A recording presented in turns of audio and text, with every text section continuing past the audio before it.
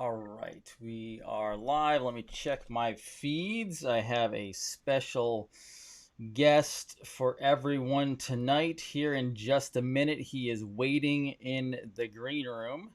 Let me go see if Facebook has banned me again. Nope, they're actually being nice to me today, so that's always good. We are going out to all the streams, and let's see some people jump on. All right, we have our roll call. I'm only going to do a couple roll calls tonight because I have my good buddy in my virtual green room who I'm going to pull up here in a second. I can see him smiling away there with his lovely Dr. BJ Palmer picture behind him. Greg from Gold Coast, hello. Sue Louise from Connecticut. Carol from South Carolina, hello everybody. Rhonda, I think from Ohio. Erica from my home state of New York, which I still love. I just think they're crazy. Oklahoma, Julie, welcome. Excellent. And Hillary from Indiana. All right, let's do this. I'm going to bring him in. All right. I said we're going to do a small roll call today because we have a lot of information to get to. It has been a crazy day. So what we're going to do, we're going to talk to a good friend of mine. I'm going to show you a crazy video that happened. And then the second half of the show, we're going to somehow piece together this puzzle of what went down today, which is history making, like planetary history making. So let's do this. I'm going to bring in my good friend. Here he is, Dr. Ben Tapper. First of all, Dr. Ben, welcome to the show, buddy. Thank you so much. Thanks for having me, Jason. I think so much of you, my man, and I'm just super proud of you, all you've done, all the truth that you've been spreading. And I'm just so honored to be on your show, my friend. The honor is honestly, truly mine. I'm going to do this. So everyone's wondering, who is Dr. Ben Tapper?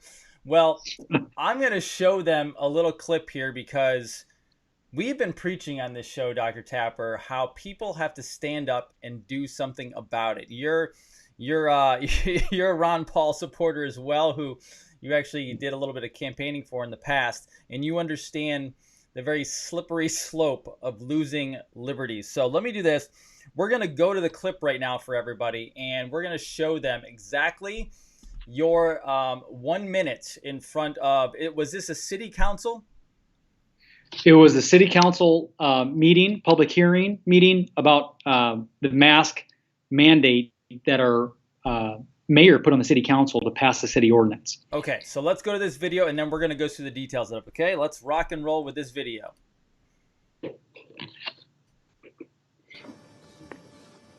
My name is Dr. Tapper. I am in private practice in Omaha, Nebraska.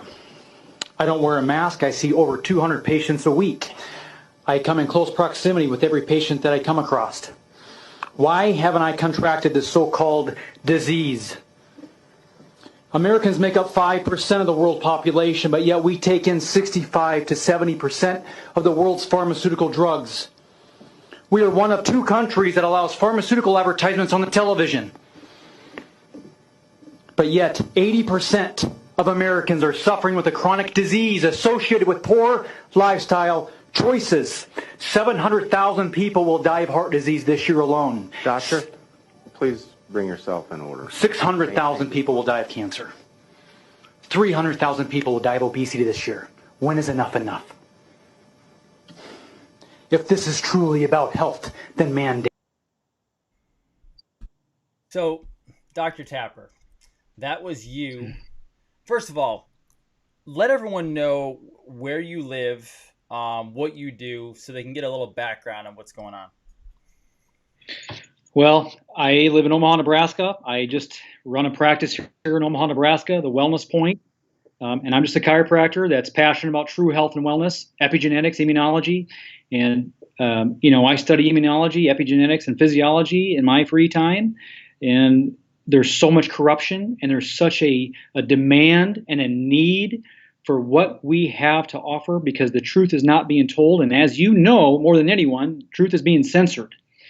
And we need to be able to speak out and stand our ground in the midst of these storms and misinformation. And I love the saying that truth is treason in an empire of lies. And we are living that right now. And to speak truth in these times is truly a revolutionary act. I would agree 100%. Now, set this up for me. So this started going viral on Twitter very fast. The video cuts off a little bit there, but basically that's where you went up to. You only get so much time to talk in front of these councils. At one point, and we'll go into this in a second, that one of the council members or whoever it is, you'll give us clarification on this, actually told you to tone it down. So set this up. You were there. What were you there for? What were you trying to accomplish? Well, first of all, I had to cancel my afternoon just to be there. And I'm down there with my wife, and my other kids were home. I have 4 kids, and my oldest daughter was there with me. And so we had to listen to this meeting. I was there for 2 hours prior to me speaking. I had to listen to all this misinformation. I had to listen to all these so-called doctors who were allopathic doctors that claimed to be an expert in infectious diseases explain why masks are so effective at protecting our health. And it was absolutely hogwash, and it was extremely painful to listen to. They definitely stacked the deck in their favor. They had probably 10 or 12 docs that had unlimited time to present their case and their points.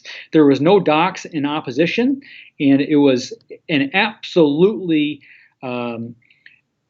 corrupt, and it was a tyrannical event. Now, and go ahead. When I got up to speak, most of us that were in opposition, we got 3 minutes. 3 minutes apiece. And they were extremely strict on that time. They gave us 3 minutes. It turned yellow when you had a minute left, and when that light went off, they cut your mic off. So they're mandating masks in your area. Is that what this was essentially over? Is they're bringing the suppressive acts of government down on your local area? Right. So 2 weeks ago, they were going to pass a mandate. This mandate was going to pass. So I had a call to action and held an emergency meeting at my office. We had about 94 people there in my parking lot because we couldn't fit all these people in my office. So I had to meet in the parking lot from my office. So we had 94 people there. And I said, we need to contact everyone we can and fight this mass mandate coming our way. And what do you know? 48 hours later, they backpedaled and canceled the mandate. Really? Well, the mayor said, yes. So the mayor said, you know what? We'll just put it on the city council. So that's what happened. And they were going to have a $100 fine and a misdemeanor for if you didn't have a mask on in public. And, now it's a $25 fine if you don't have a mask on in public. So. This is going completely insane. Now, during that, I want you to take me through this a little bit. During that, there was a moment that I heard, and you kept, which, by the way, well done, sir. You just kept going. Like you hesitated to see the idiot to your left who was saying something stupid about, doctor, tone yourself down. Right. Who was that? Because were they telling you basically just to be, they were kind of pushing you down. Right, totally. Well, first of all, there was so much that happened that went off screen, and you really couldn't see what happened. He was a city councilman, and they were extremely, extremely strict and rigid with the times. And I knew I had my talk down to 3 minutes. I knew I was going to get 3 minutes, so I had to talk that baby down. I'm like, I knew all my talking points. I spoke to like 2 minutes and 50 seconds or something, and I knew I had this short time. And I knew if I had addressed him, or if I spoke to him, or if I gave him any time, I would have lost on my points. So I just didn't give him the time of day, and I didn't even speak to him. I just looked at him and said, "You're an idiot," in my mind, and I just kept going, and so yeah. Now, but.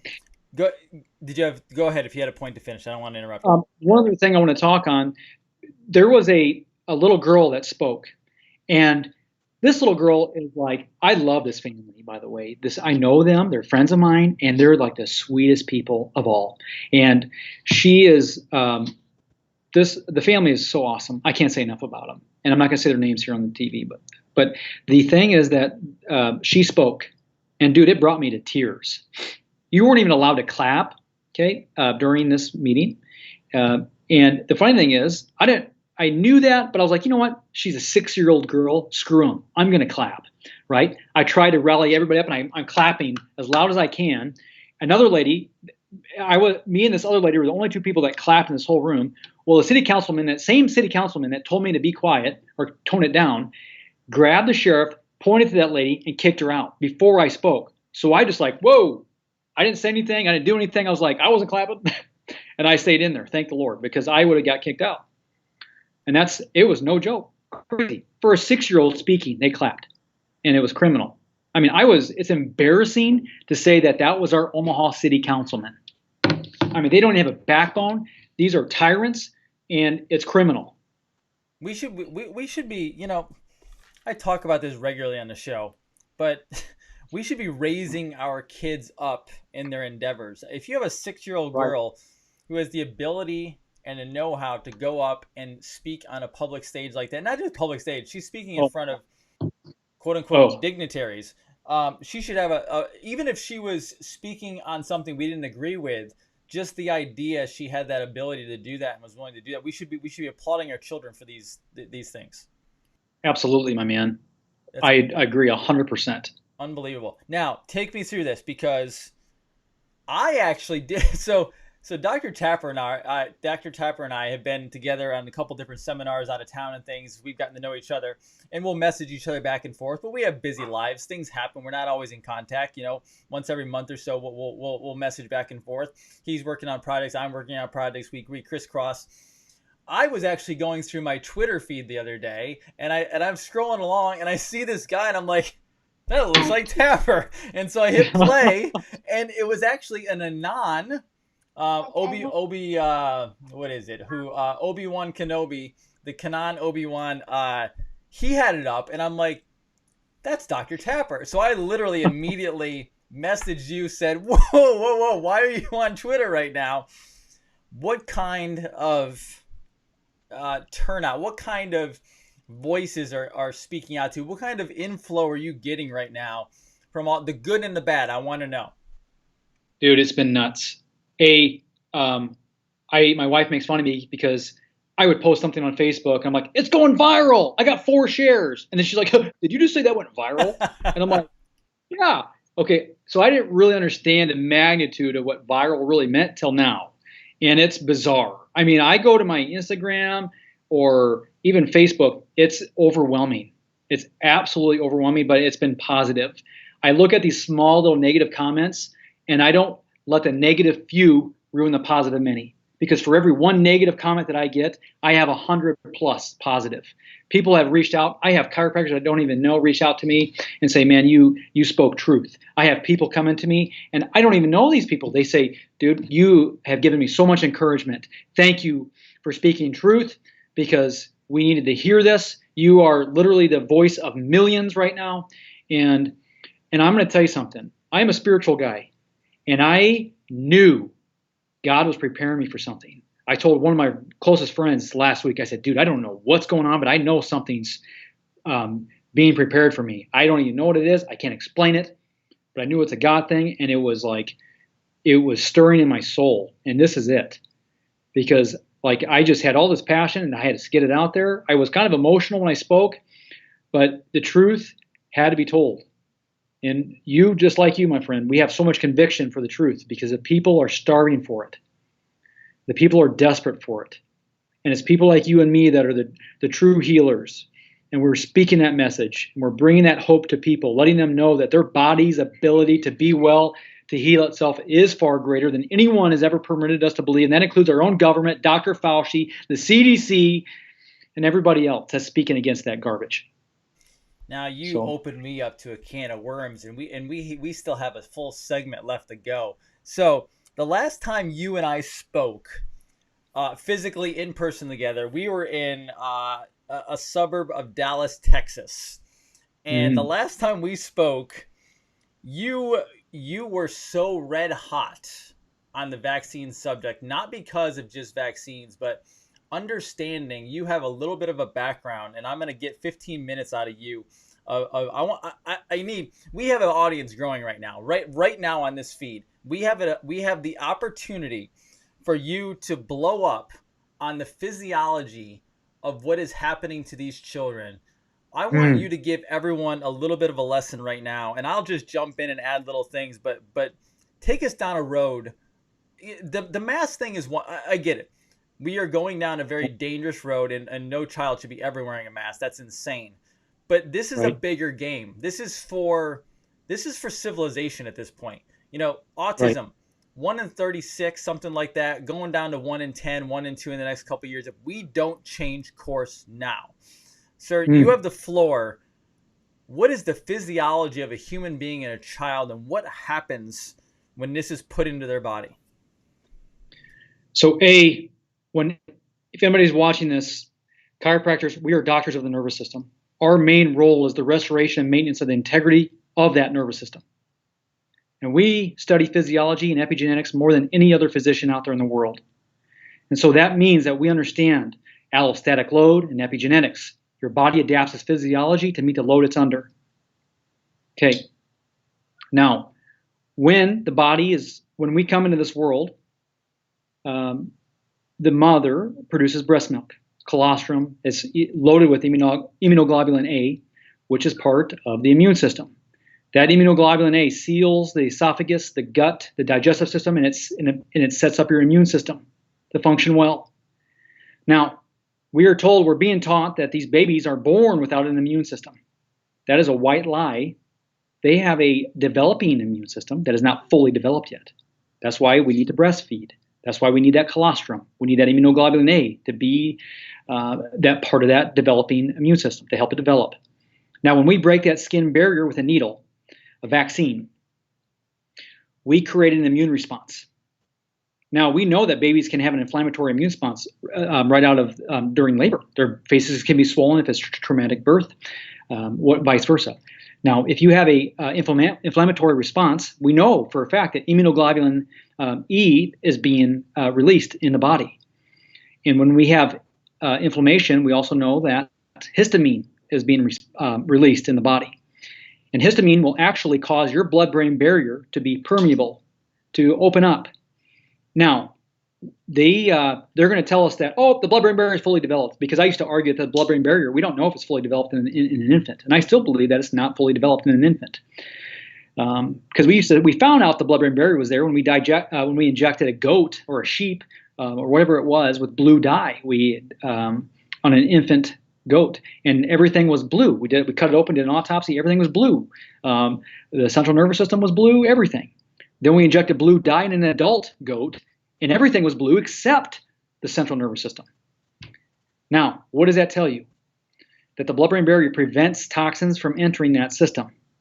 But if we have an inflammatory response, histamine is released, and that actually opens the blood-brain barrier, causes it to be permeable. Now we have aluminum adjuvants, MSG, formaldehyde, okay, aborted fetal cells like WI38, okay.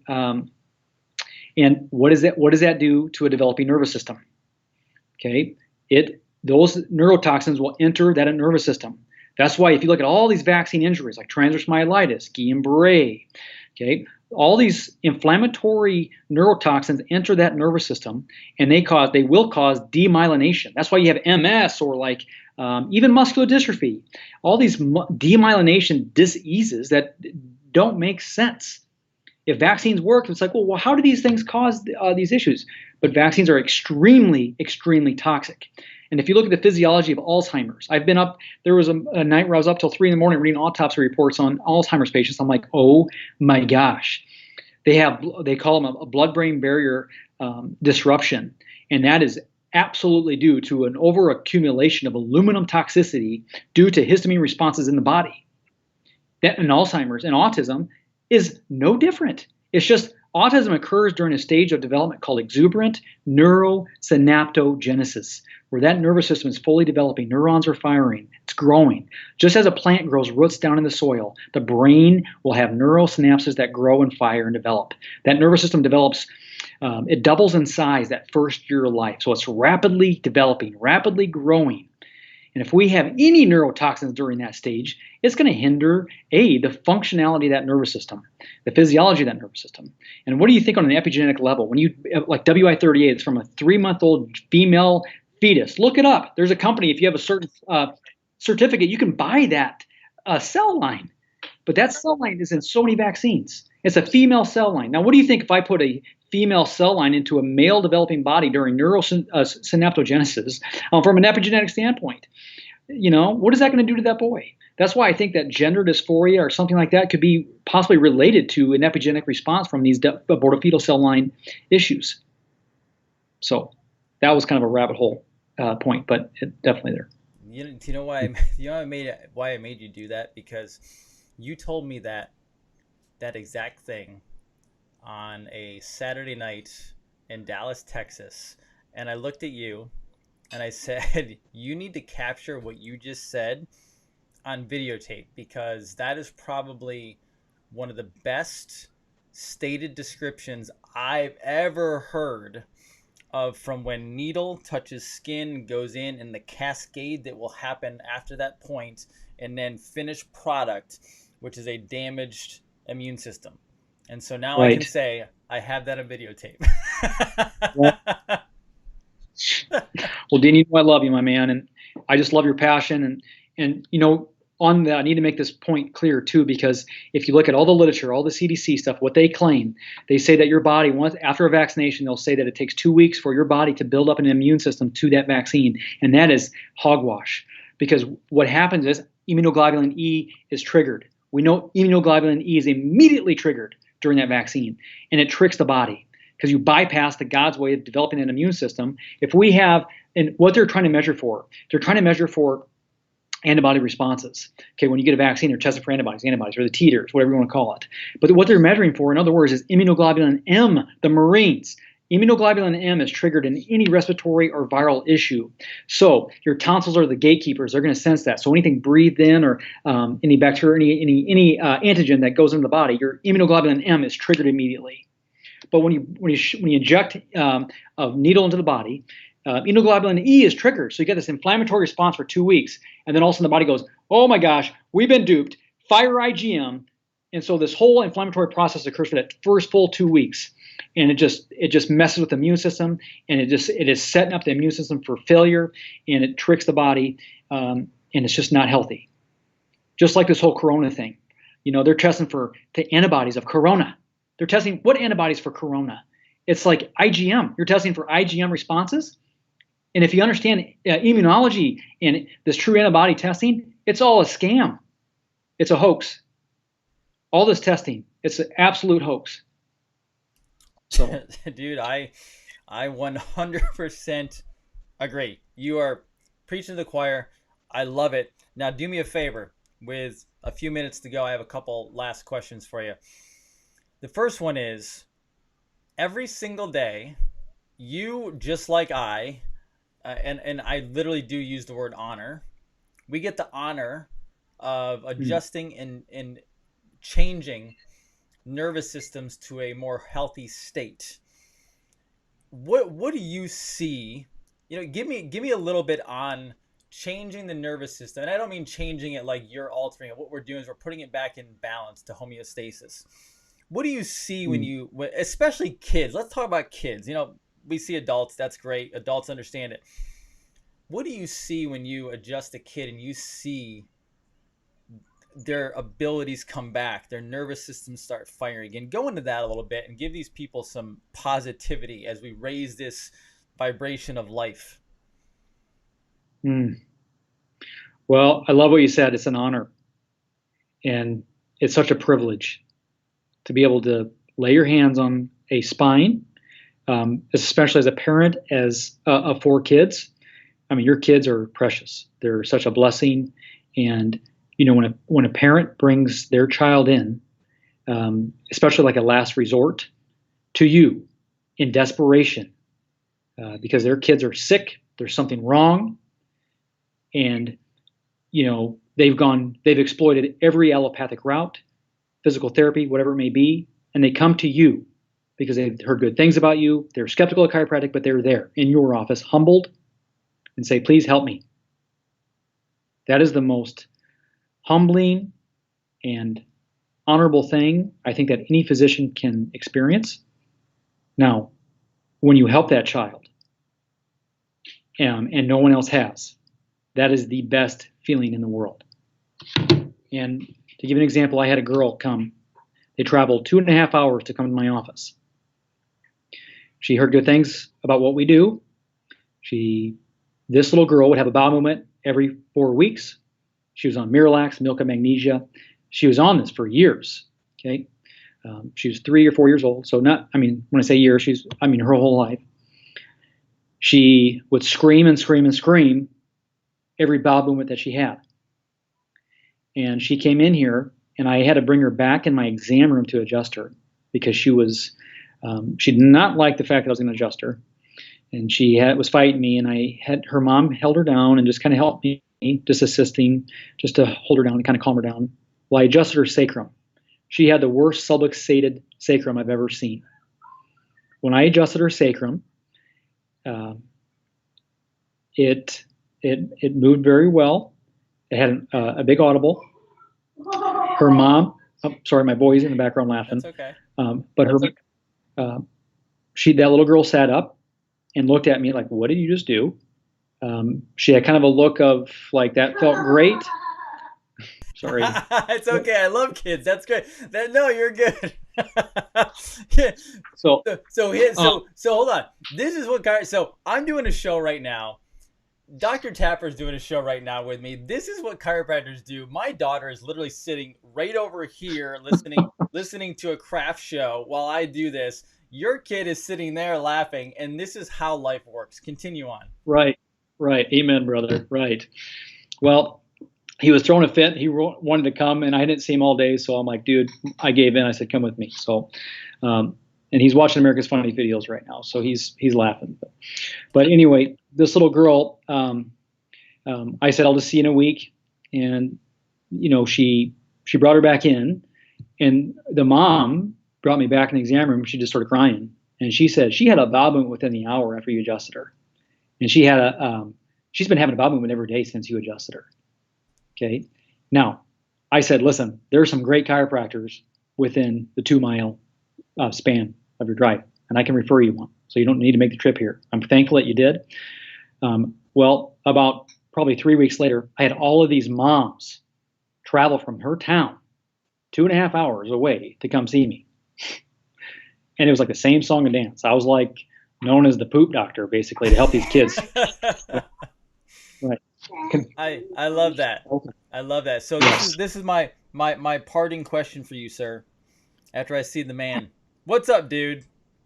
Can you say hi? Hi. How are you? Good. Oh, Good. that's cool. Awesome. Very cool. This is and this is the best way to end this segment tonight, especially with seeing his face, which he's adorable. Mm-hmm. Your fight for liberty, your fight for the masks stuff, your fight for physiology, vaccines, chiropractic. What is your parting message for everybody as we walk into this time of being a warrior, patriots, and for liberty? Well, I'm just going to speak from the heart here. I feel like we are at a crossroads in our country. I don't like to be famous. I don't want to be going viral. I don't care for attention. And frankly, I'm like a simple guy. I like to be simple, and I'm very thankful for all the feedback, don't get me wrong. And I'm thankful for all the people that reached out. But I'm speaking out because of my convictions, because I understand that we are at a true crossroads in this country. Liberty isn't safe, but it's the safest thing that we have. And I am seeing tyrannical legislation coming down our country, coming down every state. I'm seeing an absolute overreach of government. And that should send a shiver down everyone's spine that's watching this. We need real men and women to speak up. We need real men and women and leaders to speak out against this tyranny. And it's just, when I did that video, I put myself out there. When I spoke, I put myself out there. I put my neck on the line. I put my practice on the line, my family on the line, because I understand that our freedom is at stake. Come here in the next couple months, I feel like it's not going to get any better. Last year, the ACIP, the Advisory Committee on Immunization Practice, stated that they cannot force vaccinate, but they can force compliance. How are they going to do that? It's very concerning when Mr. Bill Gates passes a patent in March that no news station will cover. In fact, they're trying to write it off as a conspiracy. But you can search patent number ID 20060606. And in my opinion, I think that is a biblical prophecy that is starting to be fulfilled. And I think that they're going to leverage our currency to get this vaccine. Now, I could be a crazy man, I could be wrong, but they're going to leverage that vaccine somehow, one way or the other. The government partnered with Yale to push propaganda and try to manipulate the people and figure out which ways they could do that. And I could send you the links to that. And it's scary, absolutely scary. It's manipulation. And they're going to try to guilt trip people in this vaccine. They're going to say it's political. I've already seen articles saying it is the patriotic thing to do to get your coronavirus vaccine. And they're going to be pushing that. And just like Dr. McCullough, I think he put out a thing this morning saying that they're going to be mass marketing that vaccine here come November. And I agree with him. You're going to start seeing it. It's just like this mask thing. If you don't wear a mask, people will shame you. I don't wear a mask anywhere I go. And I go into Target, I go into wherever. I don't care. Like they tell me to wear a mask. I'm like, yep, sorry, I'm not wearing it. Call the police. Find me your $25. I'll give you monopoly money. And it's like, they, but they shame you. I mean, I feel the pressure to wear the mask, but I refuse to wear it, but that's coming our way. They're going to shame you when you don't get the vaccine. And there's going to be a way to visibly see that you don't have that vaccine somehow or another. They'll know. So. I 100% agree, sir. I thank you for so many things. One, being a really great friend, but being a patriot, a warrior, an amazing dad, an amazing husband, amazing doctor. Well done on speaking up when it was time to speak up, and just great job. Thanks, my man. Dean, I love you, buddy, and you're just you're one of my few friends I really look up to, buddy, and I keep up the good work. I appreciate it, sure. Thank you for being on the show tonight. I appreciate it, and I think they're going to have me bring you back because they like that whole physiology thing so much. So I'll be in touch, buddy, all right? All right, sounds good, Dean. Thank you so much. You're welcome. Have a wonderful night, Dr. Tapper. Dr. Tapper, everybody, go find him. Go see him. He's an amazing individual. Have a wonderful night, sir. All right, bye-bye. Bye. All right, everybody. I wanted to drop that because Dr. Tapper truly is an amazing individual. And it's actually, I will tell you, it's actually hard to go on with a show after that because he drops so much knowledge, so much information that it's amazing. And he is a wealth of knowledge. He, again, back in Texas when we went out to dinner one night with a bunch of friends at a seminar, and he dropped that thing down, and he actually summarized it a little bit more tonight, but we were speaking on it for, I don't know, half hour, and he laid it all out. And I said, that is massive. Like, you need to put this down, and we're going to work on that, and I will push him to handle that because it was absolutely phenomenal. But the show goes on, even though it's hard to go on from that, because now I just got to show you some video clips, and I'm not going to go crazy long tonight because I'm still reading through the Israeli United Arab Emirates peace treaty, which is mind-boggling, absolutely 100% mind-boggling. And if you happen to hear any noises going on in the background, my daughter's also in this room, so she's playing and she's doing her thing. So we'll just work through it because welcome to America, where we have jobs, we have careers, we have families, we have kids, and we're trying to protect the entire thing, our entire nation, as noble patriots. Okay, that is what we're going for. So let me show you a couple video clips today. I'm not going to go into the entire Israeli United Arab Emirates breakdown because I'm still reading through it and understanding it. Because I will tell you, when I first saw it today, my first thought was, holy cow, but my second thought was, oh man, this is actually getting really biblical. And is he working with Israel? Is he working with the UAE? What is happening here? So I've read through it a couple times, but I'm trying to break it and fully understand what's actually going on, because also keep in mind, one of the people that actually helped negotiate this whole thing was Jared Kushner. So you've heard my thoughts possibly about him before. So I'm still trying to figure it all out. However, I have seen crazy stuff today. I want to take you to a couple things.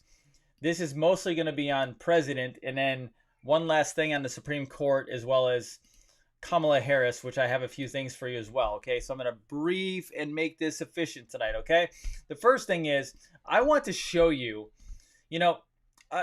I've watched some videos, and I've said before, I don't love the two-party system. I think it's horrible. We should actually just have people who run, who are good people, who want to make a difference and lead. It shouldn't be a choice between left and right.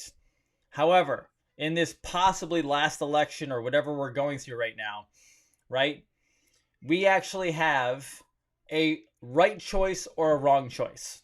Now, the wrong choice, if anyone out there can legitimately, honestly say that Joe Biden or Kamala Harris, by the way, here we go. I will put out a challenge. Here's a challenge.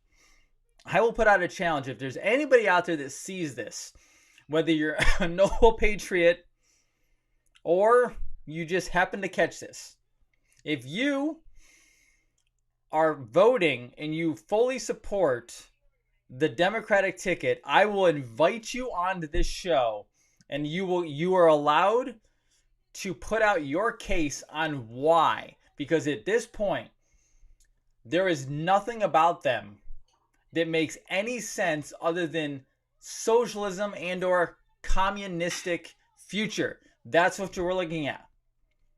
The only choice that I can, and again, the president is not perfect.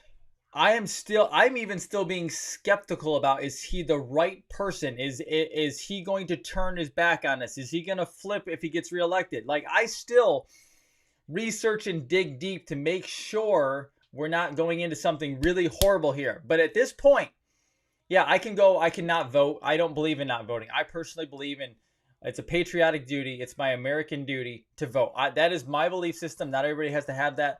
That's mine, okay? My choice at this point is President Trump. I don't see any other way going forward. I really don't see that. So one of the things you have to do is you have to be a good leader, all right? Now, I'm going to play this clip a couple times because it's only 17 seconds. I want you to hear what this presser or this journalist in the press briefing room actually says to the president, and then look at how the president handles it. Just watch this video. All right, here we go. Okay, let me bring it up here. Let me get myself out of the way so you can actually see it. Please. So, Mr. President, after 3.5 years, do you regret it all the lying you've done to the American people? On all the what? All the lying, all the dishonesties. That who has done? You have done. Tens of thousands. Yeah, go ahead, please. Please. Please. So, Mr. President, I'm going to play this a couple times. Do you regret it all the lying you've done to the American people? On all the what? All the lying, all the dishonesties. That who has done? You have done. Tens of thousands. Yeah, go ahead, please. Please. Please. So, Mr. President, after 3.5 years, do you regret it all the lying you've done to the American people? On all the what? All the lying, all the dishonesties. That who has done? You have done. Tens of yeah, thousands. Go ahead. So first of all, he says he basically calls the president a liar to his face, which takes, let me tell you, that takes guts. You're calling the president a liar to his face, which is unbelievable. And then the president literally, hold on a second, let me think about this real quick. What did you just say? He didn't say anything, and he literally ignores him and goes on to the next person. Did you know that is exactly how you handle somebody who has given you a bunch of junk to deal with?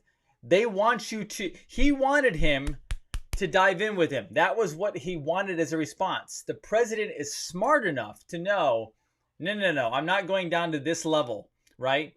I'm staying up here and I'm not even addressing what you just said. And I'm literally going to completely ignore you and move on to the next person because you're completely insane. And he'll probably lose his press credentials over that, because that, like, to actually ask the president if he feels bad about his lying to the public is completely outrageous. Now, I want to take you down some other road too. There's a lot of people out there who call the president a narcissist. Can I tell you one of the most overused terms in quote unquote psychology or mind or psychiatry or medicine or anything else?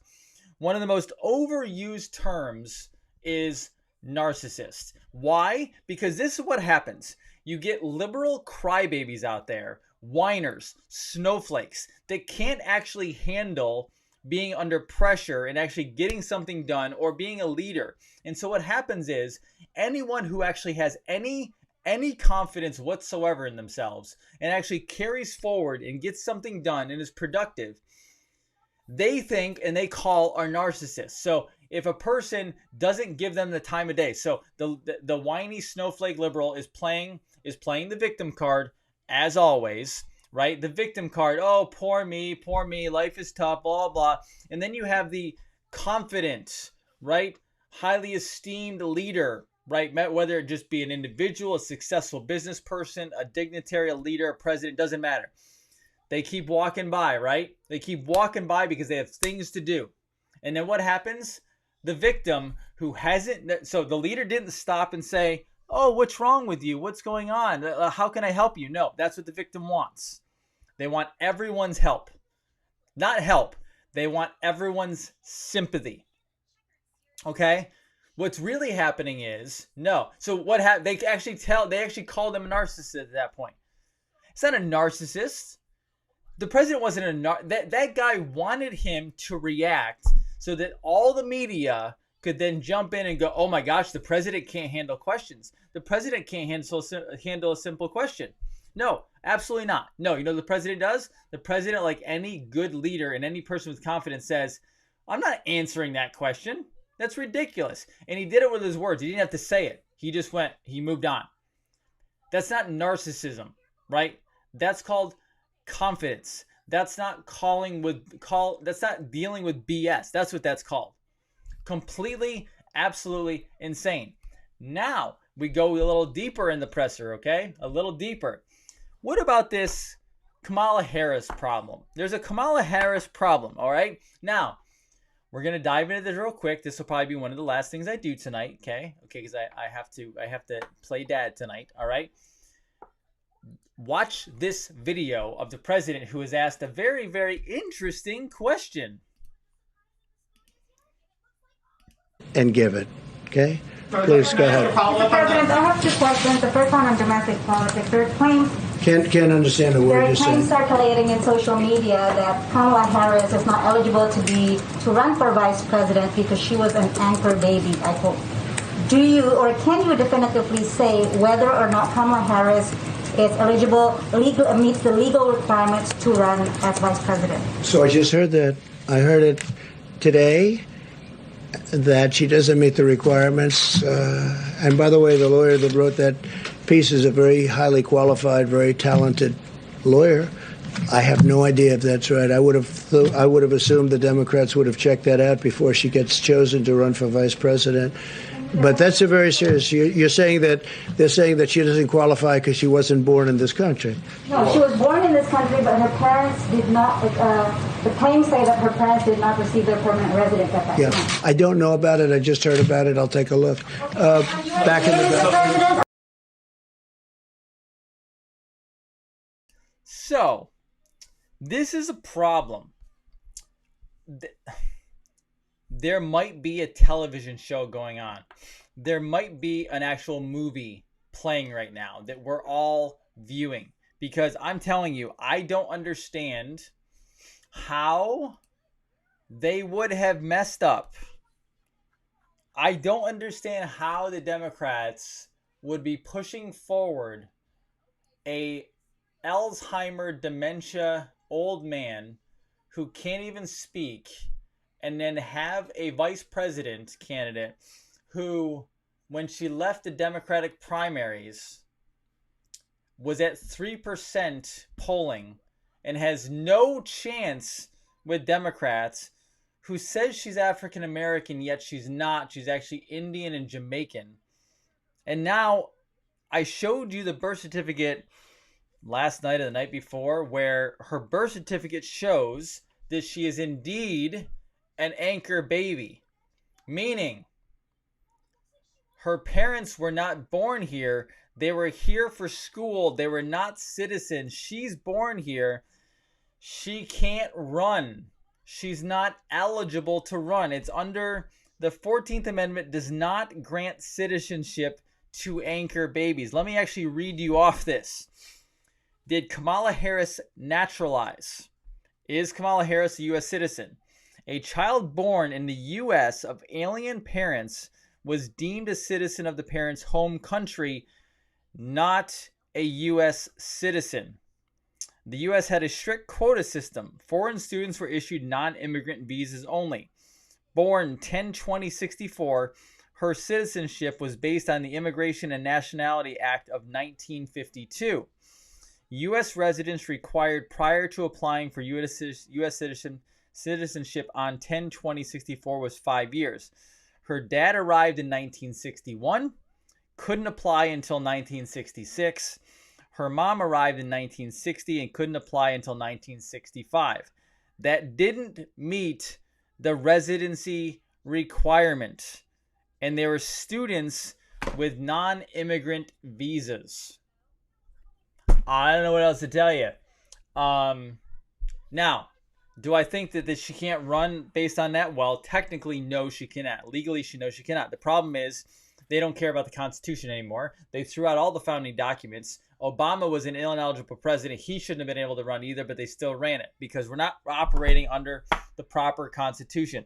So, I feel like we're watching a show and a movie, and honestly, there's some really bad like D-list actors in here that are not. They I hope they're not getting paid for this. I mean, completely insane. I feel like, and there's actually, I had the tweet out there, but I lost it. I'll have to find it for another night. That it's very possible that when Q was posting all this stuff from 2017 to 2019, did it all actually happen then? And now we're just watching the movie play out. And that is very, very possible. Okay. That is all I'm going to do tonight. It's been a full night. We're coming up close to an hour, and it's been a busy night. I have to go do research because there's even more stuff that I'm going down. I'm going down crazy roads. There's some people out on Twitter that are granting the president some pretty high praise. I'm not going to talk about it tonight because, one, it will set people off, and two, I need to learn more about it because this is so biblical, it's not even funny. The problem is everyone thinks that the Bible is the only source. And as I posted today, this goes back to Sumeria. This goes back to Sumerian documents. This goes back to the tablets. There is stuff being blown up on Twitter now, and not just people with an opinion. I'm talking about documentation.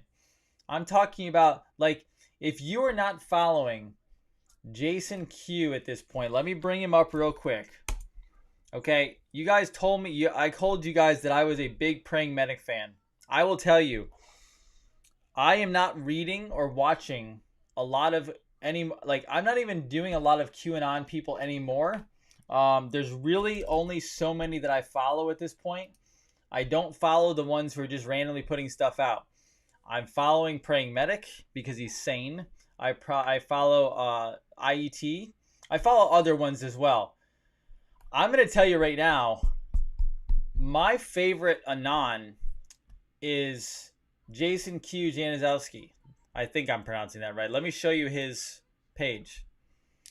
This right here is probably now my favorite Anon. Now, why? I can't even go into all the information because I have to understand it and realize it. He put some crazy stuff up there.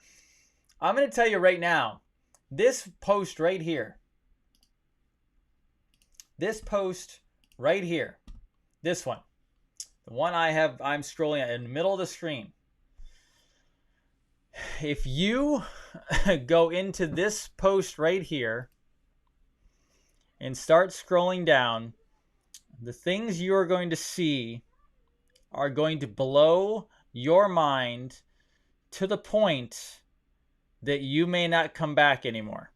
Like, I can't even tell you how massive this post from August 12th is. This post right here, and it's going to come to this, but then you can scroll up, scroll all the way to the top. There's a lot of them. This takes time. If you go down here and read all these and look at these documents, he ties all of this biblically and back to Sumer or Sumeria. So, if you sit down, I'm telling you right now, if you have stories in your mind of how everything is done in this world, when you sit down to read his stuff, you're going to need to put a seat buckle on yourself in the seat, because you will get rocked. And when I say that, I actually mean rocked. I'm not saying this lightly. I'm not saying like, oh, your mind's going to get blown and like you're going to like, oh my goodness, like I can't believe that. No. When you read some of this stuff, I just want you to know, when you see something sometimes that is way outside of your reality and you're not there yet, and you see it, all right, you can sometimes become dizzy. You can sometimes become nauseous. You can sometimes like hold on to the table, like hold on a second. Like there's some things you've gone down rabbit holes where you had to like stabilize yourself because your world literally just got rocked. His material can and will do that. So when I say go read it, I'm saying that very seriously. I mean, he actually goes back to, let me show you these books. He goes back and he ties this to biblical prophecy and the Bible and Q and what's going on right now with the president and the world. And he starts putting it all together, and he also puts together things outside of this planet. So you've been told this is the Great Awakening. I have posted for months that this is biblical. When I said biblical, I did not just mean big. I meant you and I, many of us, all of us, the world has been lied to from the beginning. And it's going to rock your world. All right? Guys, I'm going to call it a night, not because I don't want to take questions, because I have some fatherly duties to go handle, and I'm going to get some rest. It's going to be a busy weekend work. I have to work this weekend, which I love doing. You guys have an amazing one. Go serve. Go help somebody. I appreciate all of you. Love all of you. I hope it brings value. Be well, noble patriots. Let's carry on. Have a good night.